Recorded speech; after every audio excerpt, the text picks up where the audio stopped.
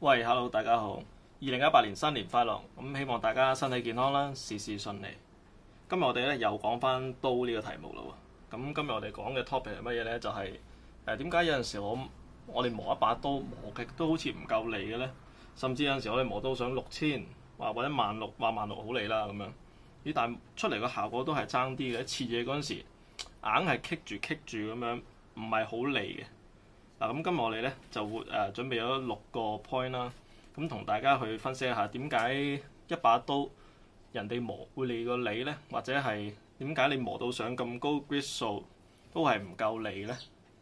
咁睇下大家以下會唔會其中6點入邊有一點咧係可能做錯咗，會令到你把刀做出嚟個效果冇咁好啦。好，咁事不宜遲啦，我哋講下第一個原因係乜嘢咯喎？第一個原因亦都係我諗最重要一個原因啦，就係刀鋒嘅位置咧未完全 apex 啊。apex 嘅意思係乜嘢咧？即係刀鋒最端呢個位置咧未變成一個尖端嘅位啊。咁你一日把刀未變成一個完全尖晒嘅三角形咧，最端呢個位，你把刀都會好掘嘅。咁試諗下啦，如果你把刀未 apex 嘅時候咧，嗱呢個誇大10倍嚟講啦，你個刀鋒係平嘅。咁你切嘢嗰陣時咧，啲力咧就會分散晒喺一個咁大嘅橫切面度。咁你用嘅力咪要大好多先可以切到落去咯。咁你把刀咁樣會唔會叫利啊？咁一定唔會啦。但係如果當我哋把刀係完全 apex 咗嘅時候咧，你用嘅力全部淨係集中晒喺中間嗰條線。咁你切嘢嗰陣時係咪容易好多？阻力就會細好多啦。咁跟住落嚟咧，我哋講下我哋點樣睇一把刀係咪完全 apex 咧？其實我哋可以靠呢個燈光嘅折射嚟睇下把刀咧係 apex 咗未喎。當一把利嘅刀完全 apex 咗刀咧，光線射落去啦，咁佢就唔會反彈翻轉頭嘅，就會分散喺兩邊走咗啦。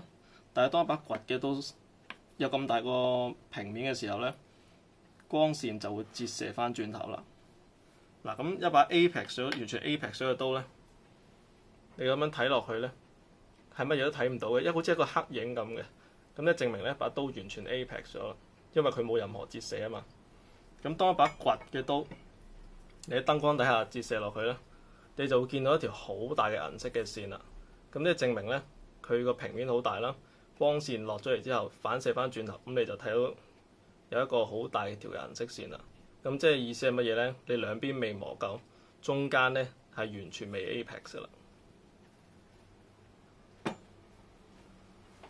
時候要做啲乜嘢咧？咁就好明顯啦，繼續磨咯，繼續磨兩邊，直到咧呢條銀色嘅線完全消失晒啦。咁你咧就可以去下一嚿刀石啦。咁第二個原因咧，就係因為好多時因為咧我哋磨刀產生出嚟嘅毛邊咧未完全被移除啦，即係好似呢把刀咁啦，喺近刀尖嘅位置咧，個毛邊咧喺右手面嘅，手指甲係會棘住嘅直頭。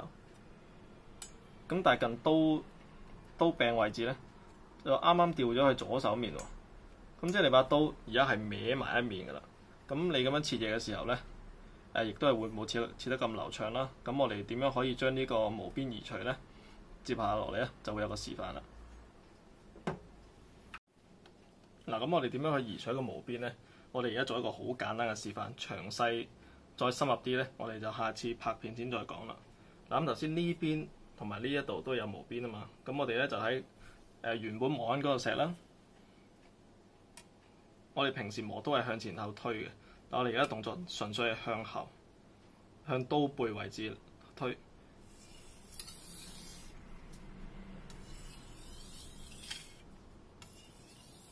由尖到底，唔需要好大力嘅，每次再細力啲。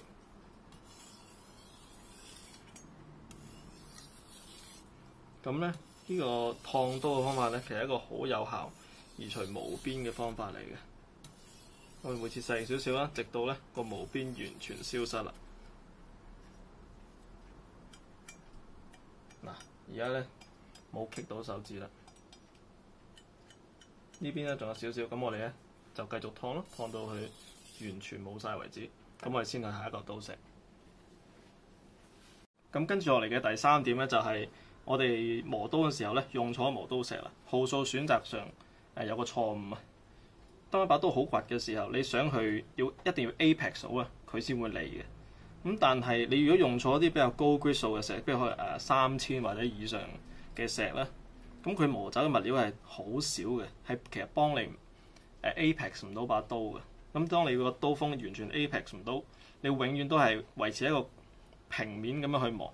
就算呢兩面拋光拋到照晒鏡咧，其實都係唔會利嘅。咁相比起一啲低 grit 數少少嘅石啦，即係500到可能1000零左右呢啲咧，就可以削走好多物料啦，可以更快咁削走啦。咁亦間接就係幫你 Apex 到把刀。咁當你把刀喺啲低 grit 數少少嘅石 Apex 到嘅時候咧，你上去一啲高 grit 數嘅石咧，就會有效率好多，同埋輕鬆好多好多倍啦。所以咧，如果你俾我揀得一嚿石咧，我一定唔會揀啲高 grit 數嘅石，我寧願有嚿粗嘅石，都唔會有嚿幼嘅石。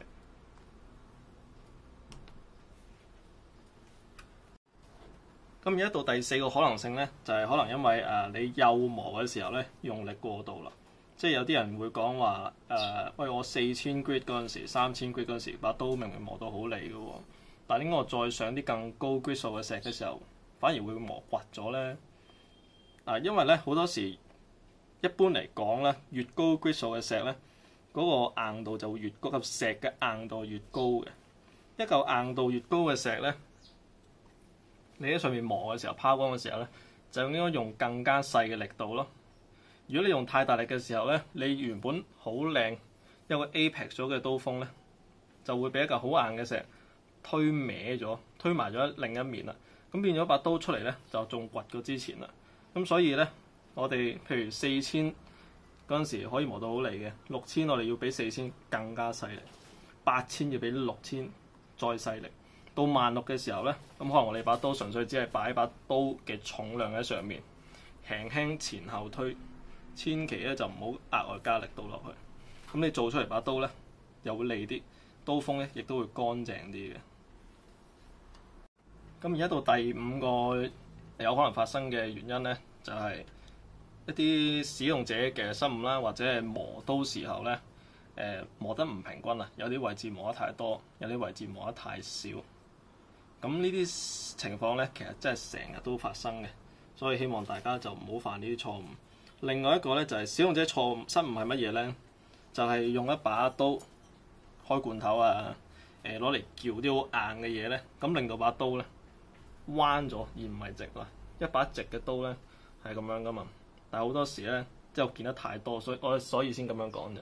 啲刀咧撬到咧個刀尖係彎埋一面嘅。咁當你把刀係彎埋一面嘅時候咧，嚿刀石就掂唔到彎咗嘅地方，咁你把刀嗰一個部分咧就唔會磨得嚟嘅。咁另外磨刀時嘅點解佢磨得唔平均咧？咁我哋而家示範一下。好多人咧磨刀咧就成日都忽略咗個刀近呢個柄嘅位置啦，同埋刀尖嘅位置，磨嘅時間咧用得太少啦，咁咧就會造成一個變形嘅情況。其實你即係大家見到好似好奇怪咁咧嘅形狀，其實咧你睇下身邊嘅朋友，可能有一兩個咧把刀咧個底咧都係切嘢嗰陣時咧切唔斷嘢嘅，因為佢呢度咧已經熬晒入去啦。因為點解會咁樣咧？就係因為佢磨嘅時候咧，淨係掛住磨中間，但係就成日忽略咗最重要呢個位置。咁呢個位置如果冇磨過嘅時候，咁佢咪冇切入去咯。咁你永遠淨係磨呢啲位，咁把刀咧就會 U 咗入去啦。咁你切嘢嗰陣時，咁點會平咧？係嘛？咁你切乜嘢都硬係唔斷咁咯。刀尖位啦，好多時咧，人哋原本嗰個弧度係咁樣噶嘛，好自然啫嘛。但係好多時啲人咧磨嘅時候咧，佢冇跟住嗰個弧度去改變揸把刀嗰個角度，就純粹用晒同一個角度咁樣捽咧。咁樣日子耐咗咧，佢呢個弧度亦都會消失。好多時咧，其實係會變成一條直線嘅。咁你切嘢嗰陣時咧，你就用唔到呢一個動作啦。所以磨嘅時候，永遠記得底部俾多少少心機去磨。中間咧，因為其實你永遠都會接觸到㗎，所以你唔使擔心話中間磨唔到。刀尖跟住個弧度去改變你嘅角度，到底俾多少少心機去磨，咁你把刀咧就會磨得靚，同埋會襟用啲啦。到今日我想講嘅最後一個 point 咧，就會係好多時我哋磨刀之前咧冇睇清楚去原廠個開鋒角度啦。嗱咁即係好似50-50呢啲咧就好簡單直接嘅。一般嘅德國刀啊，或者係呢把瓦都係50-50嘅，兩邊開鋒角度一樣，磨嘅時候兩邊角度一樣就冇乜特別技巧嘅。但係呢70-30呢啲咧就好似 Misono 呢一啲啦，其中一面咧開鋒角度咧係低啲，開得闊少少嘅；另一面咧開鋒角度係大啲，開得窄啲嘅。咁仲有其他嘅，但係今日就唔講住啦。好多人咧呢啲刀咧未必知道佢個磨法係點樣，咁就可能用咗50-50嘅方式去磨。咁其實問題咧就唔係話真係咁大嘅，你就算改咗去70-30做50-50咧，個分別唔會爭好遠嘅啫。但係唯一嘅問題就係你改佢嘅途中，你要 make sure 成把真係變到做50-50嘅刀鋒。如果唔係咧，佢部分一啲變咗，譬如70-30，一啲係60-40，一啲係50-50，咁你個刀鋒咧就會係彎彎曲曲啦，就唔係一條直線。咁切嘢嗰陣時咧，就切得冇咁流暢，同埋會大咗阻力啦。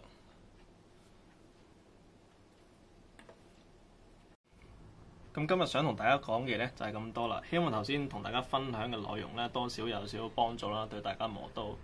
咁如果未來大家關於磨刀啊有咩問題啊，或者其他 topic， 或者想我講下咧，咁我喺能力範圍內咧都會試下嘅。咁今日就係咁多啦，再次多謝大家收睇，拜拜。